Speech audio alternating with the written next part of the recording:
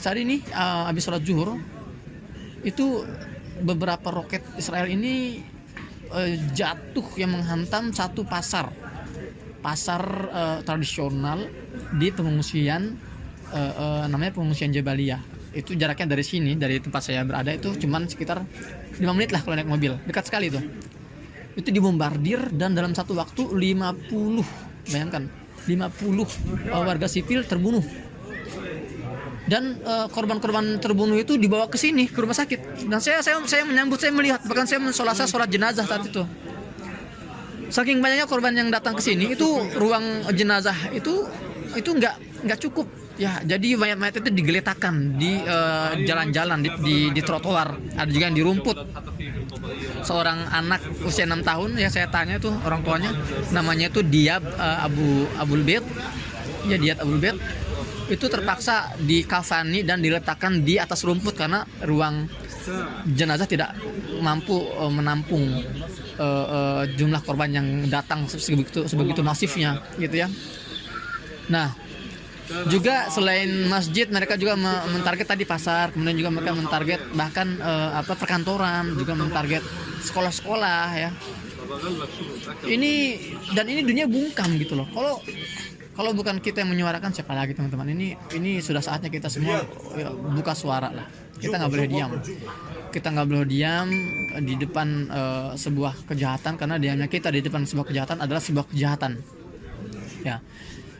Dan korban yang tadi saya sebutkan itu teman-teman, ya 560 korban tewas atau korban meninggal dari kalangan Gaza ini akan terus bertambah angkanya, melihat banyak korban-korban yang masih belum bisa dievakuasi dari reruntuhan rumah yang hancur.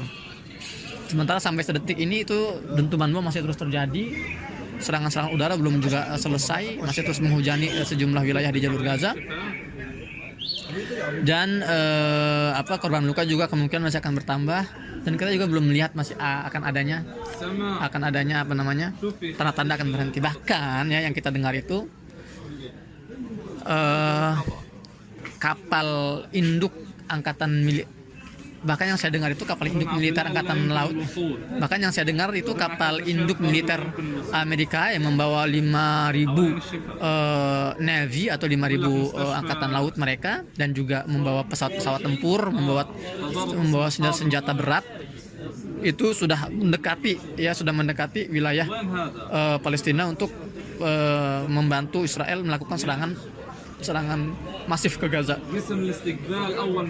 Berita juga saya baca tadi pagi, 300.000 tentara cadangan Israel itu sudah dipanggil untuk bersiap siaga memasuki wilayah jalur Gaza secara darat, gitu kan. Ini benar-benar akan sangat berat sekali teman-teman ke depannya. Kita nggak tahu bagaimana nasibnya. Untuk pasokan logistik sudah dihentikan oleh Zionis, ya perbatasan sudah ditutup, listrik juga sudah ditutup. Jadi kita sekarang lagi krisis listrik ini. Internet juga, komunikasi sudah juga dibatasi, dan juga bahan bakar juga dibatasi. Logistik sudah tidak bisa masuk lagi sejauh ini. Jadi ya sekarang yang tersedia adalah logistik yang ada di gudang-gudang para supplier pedagang Gaza. Artinya memang akan ada genosida, akan ada pembantaian besar, dan kami juga sudah dihubungi oleh pihak KBRI untuk segera dievakuasi. Namun saya belum dengar ya, dekatnya itu nggak jauh tuh, dan saya juga belum menyetujui untuk evakuasi, karena saya merasa keberadaan saya masih dibutuhkan di sini, menjadi telinga kalian, menjadi mata kalian untuk mengabarkan dari dalam jantung konflik di Gaza, gitu kan. Karena kalau bukan saya yang menyampaikan, kalau bukan kami ini, saya khawatir sumber-sumber itu dimonopoli oleh media-media barat yang senang memelintirkan narasi-narasi tentang Gaza. Ya, makanya saya aktif ya, dengan segala resikonya saya aktif menyampaikan informasi ini agar berusaha memberikan informasi yang subjektif, yang objektif. Saya berusaha memberikan informasi yang objektif. Ya, kalian bisa lihat sendiri, saya tampilkan visual-visual itu di Instagram atau bahkan di YouTube sini. Saya sampaikan kondisinya hari per hari, gitu kan. Ya, saya berusaha untuk merangkum semua kejadian hari ini untuk saya sampaikan kepada kalian semua, gitu ya. Meskipun ya saya tahu ya, resikonya tidak sembarangan, resikonya nyawa kita. Tapi inilah sebuah perjuangan. Ani tak bebas. Yes, sir. What is this? Ya, resikonya besar. Maka dari itu teman-teman, saya berharap kolaborasi antum semua. Ya, kalau saya di sini istilahnya mempertaruhkan nyawa kami, ya antum di sana hanya mempertaruhkan apa sih, jempol-jempol antum lah. Mungkin capek sedikit tapi nggak apa, yuk kita share video-video ini gitu kan.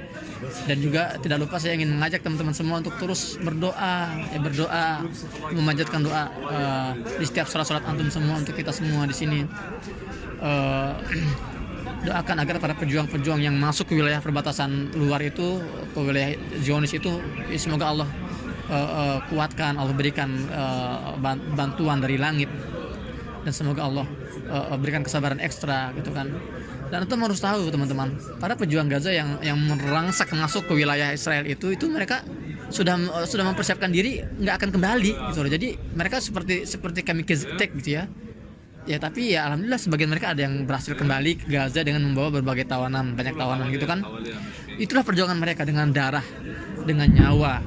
Ibu-ibu di Gaza juga mengorbankan anak-anaknya ya yang terkena bom, suaminya yang terbunuh. Pengorbanan antum nggak banyak teman-teman. Doakan, bantu share semua kabar-kabar ini. Jangan mau dunia berita ini dimonopoli oleh media-media barat yang memang sengaja menyebarkan Islamofobia dan sengaja membuat narasi-narasi yang rancu dan dungu gitu kan, yang akhirnya dimakan oleh para buzzer Zionis hidung pesek seperti Abu Janda di Indonesia, dan akhirnya didengar oleh sebagian masyarakat Indonesia gitu loh. Kita harus counter itu semua, kita harus lawan itu semua dengan menyebarkan berita yang up to date dan aktual langsung dari Gaza Palestina gitu loh. Ya, saya mohon kolaborasinya. Jadi itu yang pertama, doanya teman-teman. Kedua, bantu sebarkan informasi ini. Dan yang ketiga, materi. Ya, saat ini Amerika nggak malu-malu loh mengirimkan materinya. Negara-negara Eropa itu nggak malu-malu mengirimkan materinya. Teknologi untuk Israel yang jelas-jelas membantai. Kita ngapain malu-malu? Kita ngapain ragu-ragu? Saya sering mengatakan saya nggak akan malu kalau saya harus mengemis untuk Palestina. Saya nggak akan malu. Itu loh, karena bagi saya itu sebuah kehormatan. Saya lebih baik saya yang mengemis daripada warga Palestina yang meminta kepada saya. Jangan tunggu mereka mengemis, jangan biarkan mereka meminta. Saya siap menjadi pengemis untuk Palestina, untuk bisa melihat mereka makan dengan sampai kenyang, ingin melihat mereka itu bisa bertahan di musim dingin dengan baju-baju hangat gitu kan, agar mereka bisa berobat dengan obat yang kita sediakan, agar mereka bisa minum dengan air minum yang kita sediakan. Itu sebuah perjuangan juga bagi kita teman-teman gitu. Jadi antum di Indonesia bukan antum tidak bisa berjuang, antum bisa berjuang dengan apa? Dengan bantuan tadi itu, doa, kemudian informasi dan materi. Gitu. Kalau antum punya materi tambahan, antum berbagi dengan donasi terbaik. Kalau antum nggak punya, antum ikut bersama saya menjadi barisan orang-orang yang mengemis untuk Palestina. Untuk Palestina, saya nggak apa-apa dikatakan pengemis, tapi untuk Palestina, untuk menjaga agar warga Palestina tetap tegar. Ya, mereka ini orang-orang terhormat yang sedang mempertahankan kehormatan kita semua. Mereka ini orang-orang pemberani yang sedang mempertaruhkan nyawa mereka untuk kehormatan kita semua umat Islam. Jadi saya nggak tega kalau melihat mereka harus datang mengetuk kantor kami minta-minta, enggak. Biar saya mengemis dan saya akan langsung terjun ke lapangan untuk mendistribusikan bantuan-bantuan yang mereka butuhkan. Itu teman-teman ya, kita dengar ya, bombardir masih sangat jelas kita dengar. Ya Allah, ya Allah. Ya teman-teman, demikian untuk update hari ini, semoga bermanfaat. Saya dari Gaza, Muhammad Hussein melaporkan. Jangan lupa share video ini. Assalamualaikum warahmatullahi wabarakatuh.